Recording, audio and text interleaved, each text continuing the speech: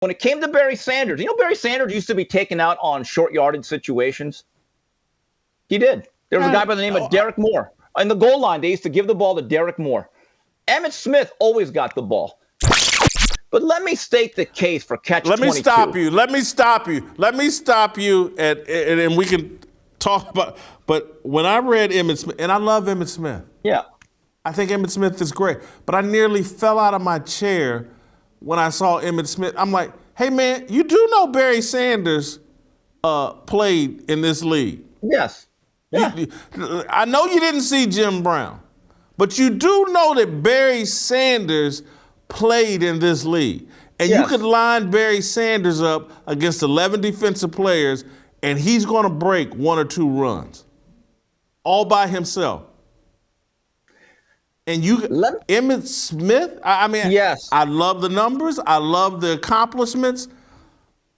It's not even about the numbers. It's not about the numbers. It's not. But let me state the case for Emmitt Smith. He won. And people say, well, anyone could have ran behind that line. Not true. Not true. And let me go back to 1993. Cowboys had just won a Super Bowl in 92. Emmitt Smith's rookie contract runs out.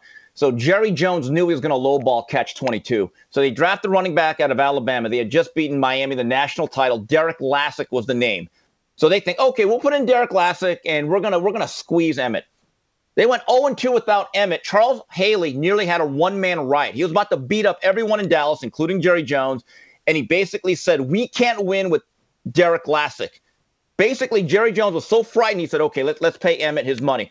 Every game Emmitt played that year in full, they basically won, okay? Every game that he was injured or hurt, outside of the Leon Lett game in Thanksgiving, they lost. So go back and you say, what is the impact of a great football player? One game sealed it for me, okay? 1993, last game in New Jersey with the Giants. Emmitt busts a long run. His shoulder gets hurt on a tackle.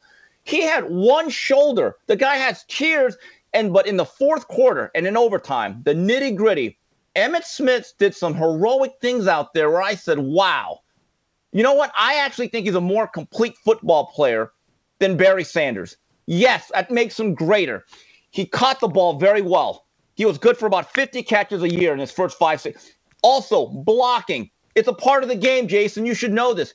His pass pro was elite.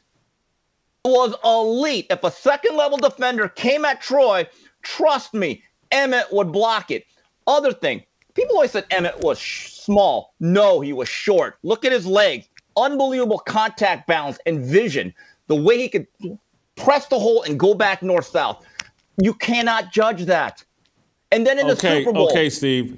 I mean, you're come making on, great points. You're making great points, but let's take Barry Sanders off the table then. Okay. How do you get Emmitt over the Walter Payton bar? You know what? How do you get him over Walter Payton? You know what? That's a good point. That gave me pause to think. It is a little bit of recency bias because I saw more of Emmitt Smith than Walter Payton. Now, if someone said, Steve, I think you're wrong with Payton, I'd say, you know what? You may be right because Walter Payton could also throw the ball.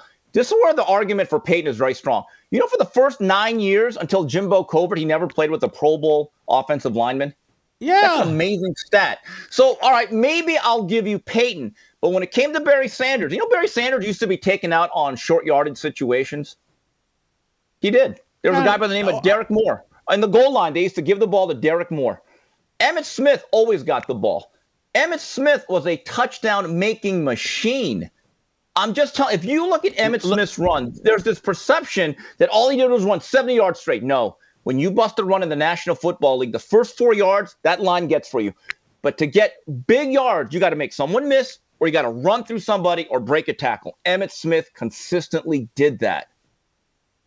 Let me tell you why you're particularly after listening to you, the other skill that people don't talk about with running backs, and this is where I think Emmitt really was elite, and maybe